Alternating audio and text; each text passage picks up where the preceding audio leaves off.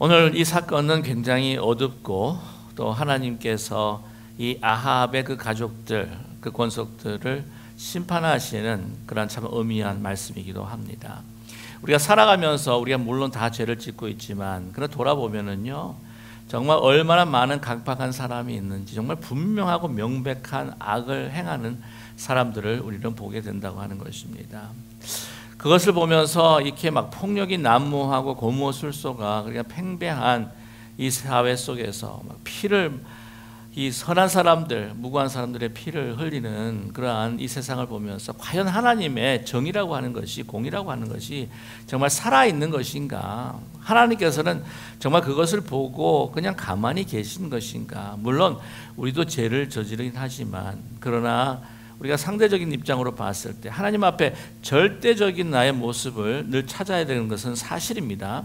하지만 우리가 보기에 너무나도 정말 이 죄에 대해서 마음에 화인을 맞은 것처럼 모든 상상할 수도 없는 폭력과 또한 권무술수를 행하면서 다른 사람의 피를 흘리는 그런 사람들, 그래서 우리는 하나님의 공의가 정말 과연 살아있는 것인지, 어떻게 해서 그렇게 악한 사람들이 더 흥왕할 수가 있는지, 사실 구약을 보게 되면 그 선지자들의 또한 퀘스천이고 또 질문이었기도 했습니다. 그러나 오늘 9장뿐만 아니라 내일 우리가 10장은 보진 않겠습니다. 왜냐하면 9장과 10장을 통해서 하나님께서 어떻게 이 아합 왕의 가족과 그 권속들을 진멸하고 계시는가 하는 것을 우리가 보여주고 있는데요, 오늘 하루로 그냥 충분한 것 같습니다.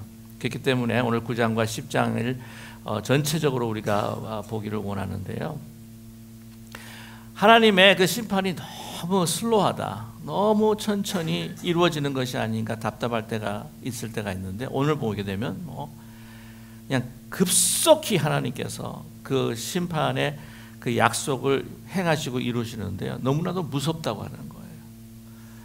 그리고 이 아합의 죄악이 얼마나 그 심하고 깊었는지, 하나님께서 그 심판하는 그 모습을 한 장, 9장에서 끝내는 게 아니라 9장과 10장을 이어서 그냥 계속해서 우리에게 보여주고 계시다고 하는 것입니다.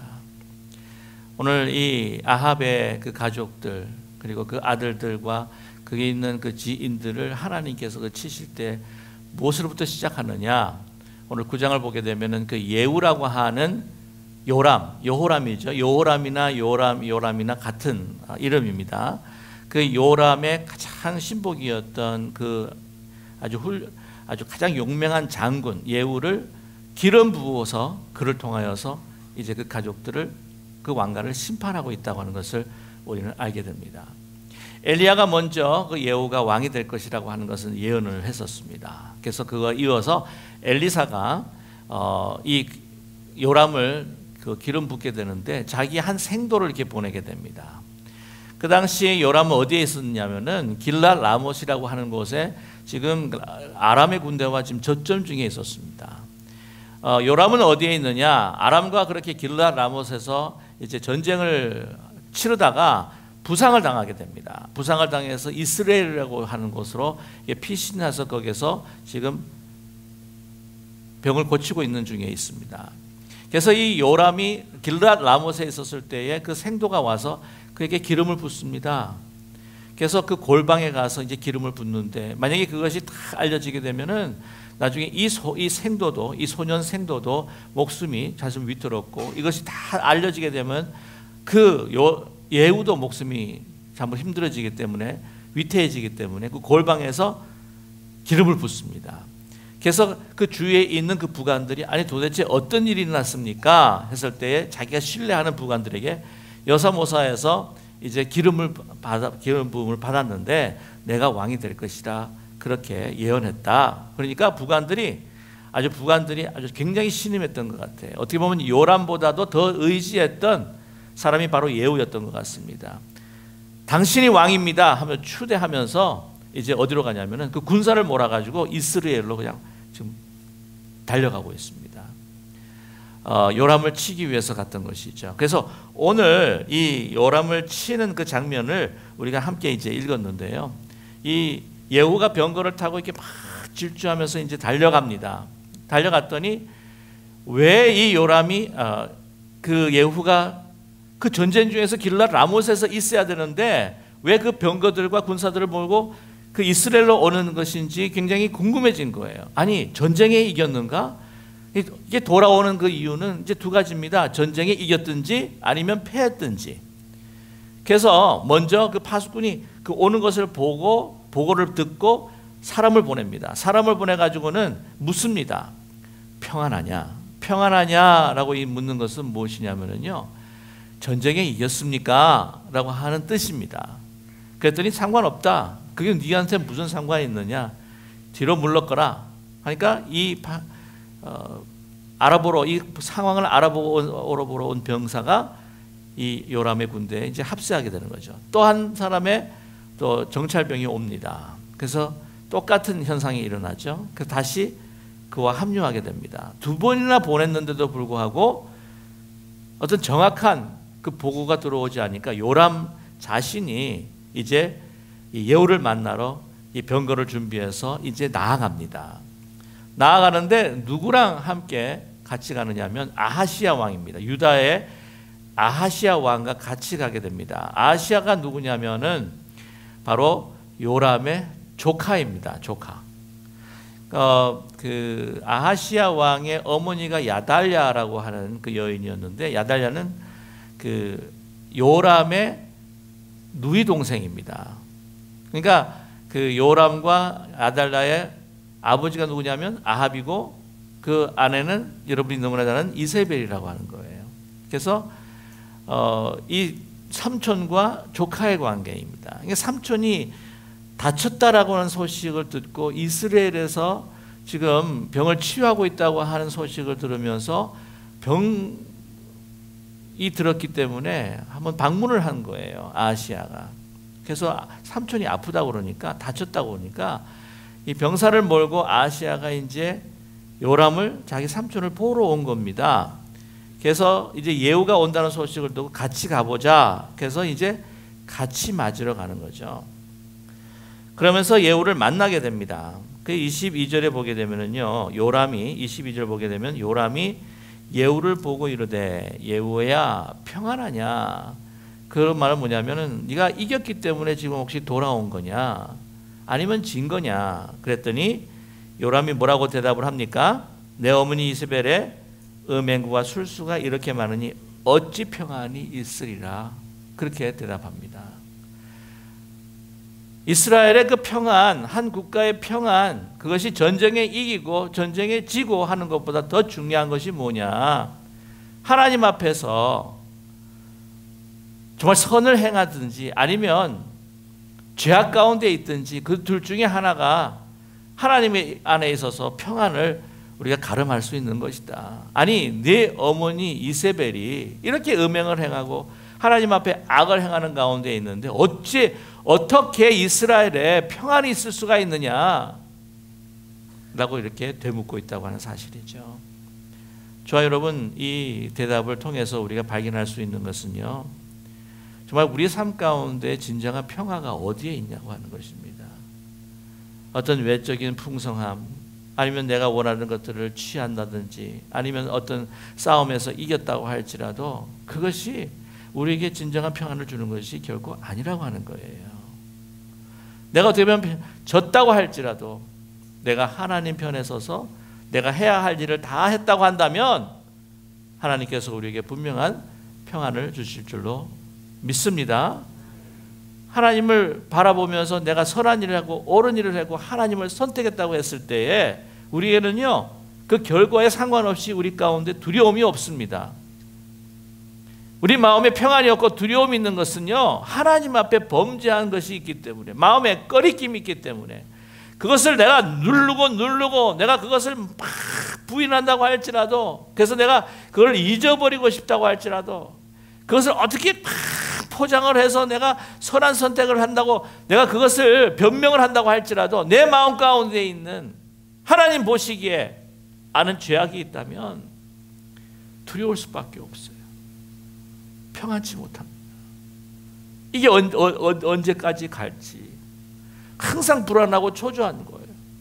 그래서 이것을 지키기 위해서 더 많은 악을 행한다니까요. 진정한 평안, 진정한 우리 가운데 평강이 무엇인가? 이스라엘의 평강이 무엇인가? 이제는 음행과 모든 술수를 내려놓고 하나님 앞에 돌아오는 길이 평안이다. 이 반역이고 모반인지 이제 깨달았습니다. 요람이. 그래서 이제는 어떻게 돼요? 워낙 예후가 용맹합니다. 그 부관들은요, 지금 다른 사람들은 다 후퇴해 있는 가운데 있는데도 길랏 라못의 예후와 그 부관들이 다 이제 아람과 접근하면서 또한 이 전쟁을 하고 있는 가운데 있는 사람들이기 때문에 정예 부대예요. 이 요람이 당해낼 수가 없습니다. 그러니까 어떻게 합니까? 이제 도망가야 되는 거죠. 아시아에게 이야기합니다. 이 모반이라고 이렇게 그에게 이야기합니다. 요람이 곧 손을 돌이켜 도망하며 23절이죠. 아시아에게 이르되 아시아여 반역이로다. 반역이 모반이로다. 도망가자는 거죠. 그래서 막 이제 도망가려고 하는데 어떻게 합니까? 예후가 활을 당깁니다. 그래서 그 염통을 그대로 관통을 하는 거예요. 그래서 거기서 바로 죽어버립니다. 근데 그곳이 어디냐? 여러분, 이스라엘이에요. 이스라엘에서 있었던 사건이 하나가 있습니다. 그게 뭐냐면 나봇이에요. 나봇의 밭. 여러분 기억하십니까? 아합 왕이 이 여러 군데에 자기의 그 별장들이 있었습니다. 어떤 때는 겨울 별장, 여름 별장 이랬는데 이스라엘의 그 별장에 딱 기가오다 보니까 나봇의 밭이 그렇게 아름다운 거예요. 그래서 그것을 사겠다, 달라. 그것을 사겠다, 나에게 달라. 그러니까 나봇이 뭐라고 그러냐면, 여러분 기억하시죠? 조상 때부터 이 조상 때부터 물려받았다는 것은 뭐냐면은 하나님께서, 여러분 아시겠지만 여호수아를 통해서 분배한 땅들이 있습니다. 이거는 하나님께 받은 땅이기 때문에 내가 아무리 당신이 왕이라 할지라도 하나님께서 주신 것이기 때문에 내가 그걸 팔 수도 없고 내가 줄 수도 없습니다. 그래가지고 그 이야기를 듣고는 아합이 그냥 꿍꿍 밥도 안 먹고 그냥 끙끙끙끙 앓는 거예요. 그러니까 이세벨이 와가지고는 야, 이 양반아, 당신이 누구야? 당신이 왕인데 당신이 원하는 거 다 취할 수가 있는 거 아니야? 그래가지고는 고모술수를 씁니다. 그래가지고는 아합 왕의 그 인장을 가지고 편지를 쫙 보내는데 이스라엘의 방백과 그 장로들에게 막 보내는 거예요. 그래가지고는 계획을 짭니다. 이 나봇이 하나님을 욕하고 그리고 아합 왕을 욕했다라고 하는 것, 그 거짓 증인하는 사람, 이 두 사람, 잡배들 두 사람 불러가지고는 공개 재판을 벌입니다. 그냥 쳐 죽여요. 나봇의 그 땅에 나봇이 그렇게 사랑하고 하나님 앞에 받았던 그 밭에 무고한 피가 뿌려진 거예요. 하나님께서 기억하셨습니다. 엘리야를 통해서 심판하신다고 아합에게 선포하라 하십니다. 아합이 막 그 순간을 모면하기 위해서 막 잘못했다고 막 그렇게 빌죠. 그러나 하나님께서는 그 회개가 그냥 그 순간을 모면하기 위해서 거칠의 그 용서를 구했다고 하는 것을 아신 거예요. 그러나 일단 용서하는 모습은 보였으니 너는 지나가고 너희 자손들, 너희 아들에게 이 일이 하나님의 심판의 칼날이 임할 것이다. 예언합니다. 그러면서 그 피, 나봇의 그 가족들과 그 나봇의 피가 그 흐른 곳에 아합의 아들 요람의 피가 거기에 이제는 흘 수밖에 없었습니다. 하나님은 기억하신다고 하는 거예요. 정말 그 죄를 용서받기 위해서는요, 가슴을 찢고 마음을 찢고 환골탈태하고 정말 새 사람으로 거듭나지 않는 이상 하나님께서는 그 피를 기억하시는 거예요. 그 다음부터 계속해서 치시기 시작합니다. 아시아도 따라가가지고, 아시아가 아까 누구라 그랬죠? 요람의 조카입니다. 그러니까 아합이 할아버지인 거죠. 왜 할아버지인 거예요? 그냥 순식간에 일어나요. 무기또에서 그냥 죽임을 당합니다. 예후는 그대로 어디로 갑니까? 사마리아로 갑니다. 이세벨은 누구의 손에 죽습니까? 자기가 그렇게 신뢰하던, 자기를 보호자했던 내시들의 손에 의해서 그 높은 곳에서 그냥 집어 던져버립니다. 내시들이. 그래서 땅에 떨어가지고 팍, 죄송합니다. 아침부터 이런 그 몸이 박살이 나요. 남은 건 그 머리와 손과 발밖에 없었다고 그렇게 기록하고 있습니다. 그뿐입니까? 10장 가보세요. 남아있던 그 아합의 70명의 아들들이 다 무참하게, 그것도 어릴 때부터 그들을 길러왔던, 가르쳤던 그 선생들에 의해서 그 무참하게 그 피를 흘릴 수밖에 없었습니다. 오늘 사실 말씀의 그 제목은 나봇의 밭에 흐르는 피입니다. 하나님께서는요, 기억하셔요. 마태복음 23장 34절과 38절의 말씀을 제가 한번 읽어드릴게요. 한번 경청해서 들어보십시오. 이게 예수님께서 하신 말씀입니다. 예수님께서 종교 지도자들에게, 바리새인들에게, 외식하는 서기관들에게 하신 말씀입니다. 다 한번 들어보십시오. 그러므로 내가 너희에게 선지자들과 지혜 있는 자들과 서기관들을 보내매 너희가 그 중에서 더러는 죽이거니와 십자가에 못 박고 그 중에서 더러는 너희 회당에서 채찍질하고 이 동네에서 저 동네로 따라다니며 박해하리라. 그러므로 의인 아벨의 피로부터 성전과 제단 사이에서 너희를 죽인 바랴가의 아들 사가랴의 피까지 땅 위에서 흘린 의로운 피가 다 너희에게 돌아가리라. 내가 진실로 너희에게 이르노니 이것이 다 이 세대에 돌아가리라. 예루살렘아, 예루살렘아, 선지자들을 죽이고 내게 파송된 자들을 돌로 치는 자여, 암탉이 그 새끼를 날개 아래 모음같이 내가 내 자녀를 모으려 한 일이 몇 번이더냐. 그러나 너희가 원하지 아니하였도다. 보라, 너희 집이 황폐하여 버려진 바 되리라. 가인이 아벨을 죽였습니다. 그래서 그 땅에 피를 흘렸습니다. 하나님께서 찾아오셨죠. 네 아우 아벨이 어디 있느냐? 내가 내 아우를 지키는 자 아니니까. 내가 그 땅에서 네 아우의 그 피의 소리를 내가 듣노라. 들으신다는 거예요. 예수님께서 예루살렘을 향해서 통곡을 하셨습니다. 네가 평화의 길을 조금이라도 알았더라면 그 예루살렘의 그 멸망과 함락을 눈앞에 보면서 통곡하며 우셨어요. 아벨에서부터 시작해서 스가랴까지 그 예루살렘에서 흘린 그 피 너에게 돌아가리라. 좋아요, 여러분. 하나님은 사랑의 하나님이세요. 하나님은 오래 참고 기다리고 인내하시고 은혜를 베푸시는 자비로우신 하나님이십니다. 그러나 우리가 경거망동하지 말아야 할 것은 하나님은 또한 분명히 공의의 하나님이시라고 하는 것입니다. 하나님의 은혜를 은혜를 자유함을 누리면서 하나님 앞에 하나님을 선택하며 내가 순간순간 회개하며 주님 앞에 돌아가야 할 것이지, 그 은혜를 내가 방종으로 삼아서는 결코 안 된다고 하는 사실을 우리에게 분명히 말씀해 주고 계십니다. 저와 여러분 살아가면서 정말 다른 사람들에게 억울한 마음, 억울한 눈물을 흘리게 해서는 안 된다고 하는 거예요.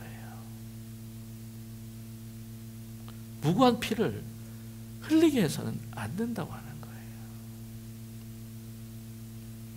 하나님께서 지켜보고 계시고 그 흘려진 피의 소리를 하나님은 들으시고 기억하신다고 하는 것입니다. 오늘 여러분에게 던진 메시지가 참으로 무겁습니다. 여러분의 발걸음을 가볍게 해드려야 되는데, 뭐냐면 오늘 말씀 자체가 특별히 9장과 10장의 말씀이 너무나도 엄위하신 하나님의 말씀이기 때문입니다. 좋아요, 여러분.